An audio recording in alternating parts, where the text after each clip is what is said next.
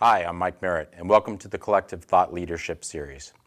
We're here today to talk about a few different topics that are relevant within the industry, specifically around enterprise video.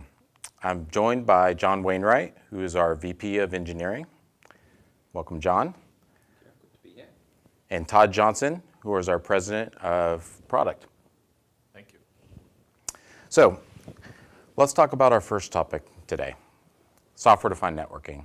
It's something that we definitely focus on a lot. It's big in the industry right now. It seems to be the buzzword that is everywhere. John, why don't you start out by just telling us a little bit about what is software-defined networking and how does Kollective play in that space? Sure thing. Yeah, certainly, software-defined networking at the moment is definitely a big topic, a big issue. It's being hailed by many as a revolutionary way in which we would manage and deploy large networks, particularly large networks within the enterprise. Its key characteristics are that it's a central software-defined architecture. It provides lots of programmability and flexibility. The intent is that it being software-based, it can abstract over all of the differences in the variety and dispersion of network hardware and devices and so forth that enterprises deploy across their global networks. And it provides rule-based adaptivity, central control, flexibility for deploying and reconfiguring networks to get the most out of the infrastructure that's in place. It's also meant to be vendor neutral. The architecture requires that all of the devices that play in this world all talk the same API and the same interfaces. And as a consequence, it becomes much easier to switch equipment, to switch between vendors so that you can mix and match, get the best equipment from different vendors for the requirements that you've got out. And they aim at these broad goals of reduced operational complexity and expense, reduced CapEx because you can mix and match between vendors, and presumably, or hopefully, the fact that this system supports vendor neutrality will increase the competition between vendors in order to be able to compete in this particular marketplace. And it increases flexibility, adaptivity, it increases network capacity because of this flexibility. So there's a large number of positive attributes and goals that are achieved from this thing. And so within that sort of field, software-defined, Kollective plays in it, but it's not exactly traditional software-defined. Yes. So certainly classical SDN, as I've been talking about it now, is very much aimed at managing and deploying and controlling the classic hardware infrastructure, the networking infrastructure that an enterprise would deploy.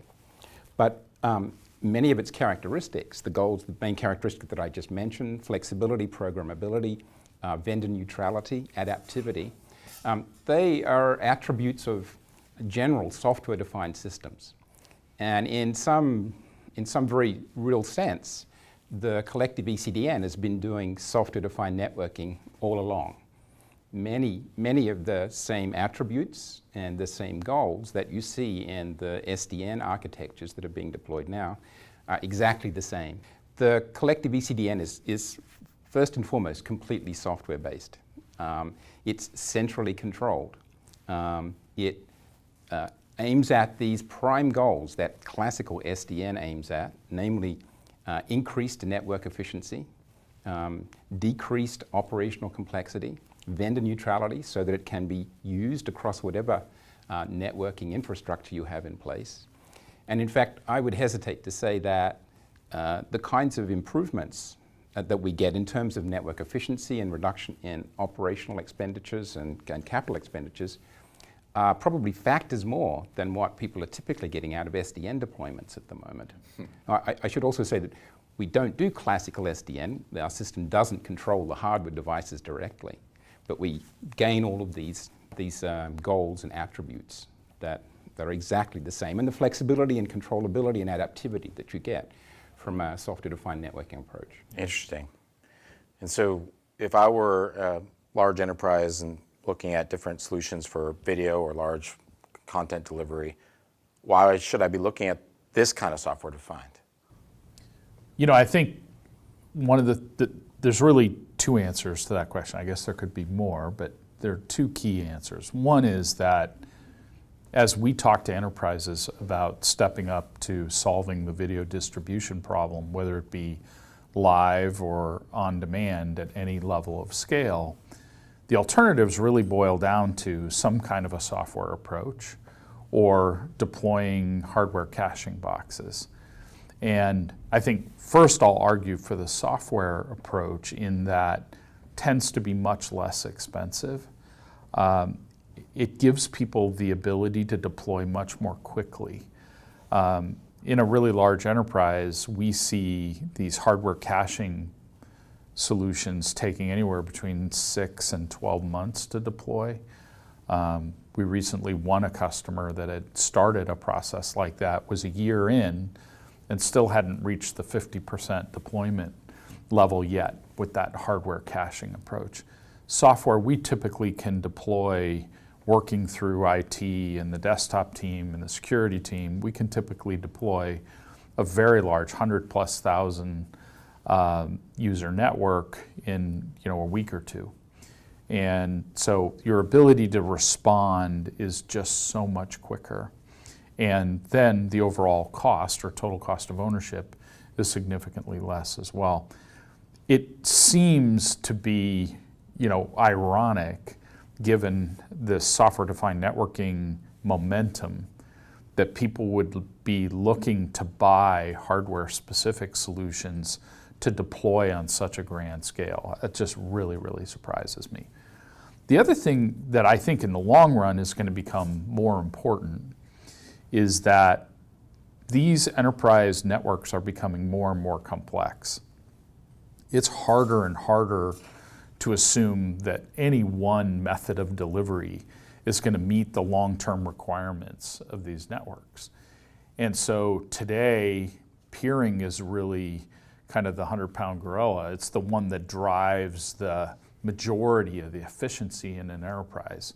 But as people deploy more and more shared carrier Wi-Fi networks, you get more and more connectivity to remote locations. As companies become more global, there are going to be other technologies that are going to end up making a difference. So whether it's multicast or just a direct connect with adaptive bit rate, there are a number of different approaches in the long run that are really going to be needed to give you full coverage against the enterprise. And in a software-defined environment, one of the things that we find is that we're able to develop a system where at the brain and at the configuration center of that software-defined network, you can set up a set of rules or set up a set of circumstances where the network can either be configured or the network can choose the optimal form of delivery for any endpoint within the network. I think in the very long run, that's going to be the way to solve this problem.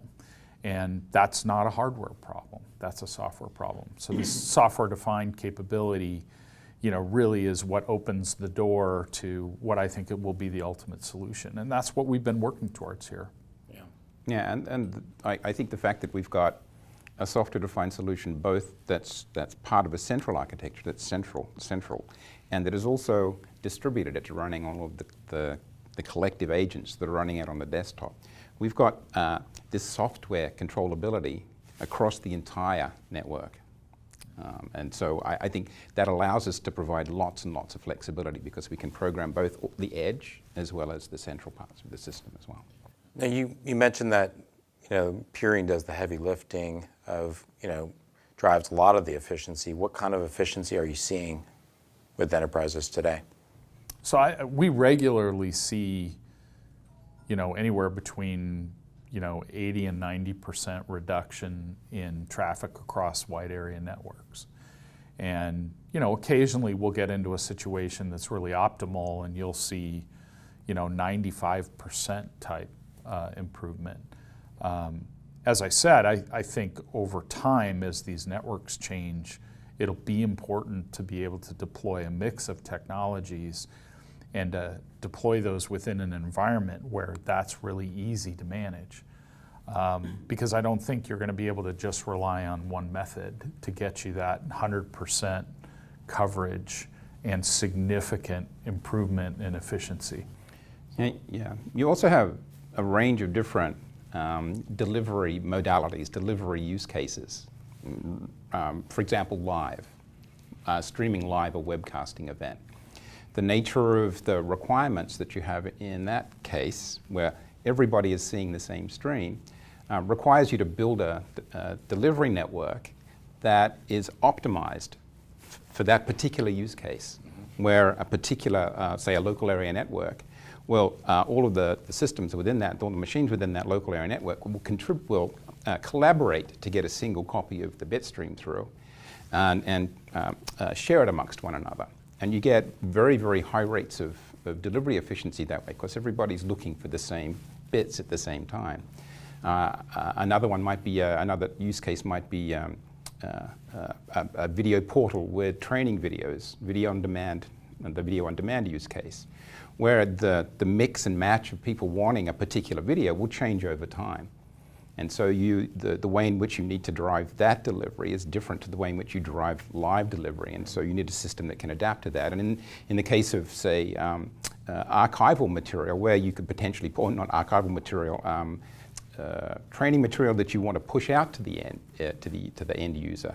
It's important that it actually be delivered onto the end user's machine. You've got background delivery modalities that require, in and of themselves, a different way for the network to work, where they're essentially time-shifting deliveries, taking up idle bandwidth, getting out of the way when there's business-critical traffic on the network, but effectively delivering these large files over time efficiently. Each of these different modalities requires the flexibility of a software-defined delivery network. It's a great point, John. I mean, the fact that in a single machine, a single end user in a network throughout a day might consume video through 3 different use cases, and the form of delivery could be different all 3 times, right? Where they get into the office and realize that they have a training video to watch today that's been pre-cached, that they participate in a live webcast that uses peering to get that efficiency, and that late in the day they may go reach out for video on demand to see something out of the archives, where they're really the only person on the network looking for that. And they end up using adaptive bit rate for delivery. So that's, I think, a great example of why software-defined is so important, is to be able to build these scenarios and always be able to optimize to the best approach for delivering to any one particular client given their use case. Very interesting information. As things change, we will strive to keep you updated through this thought leadership series. Stay tuned.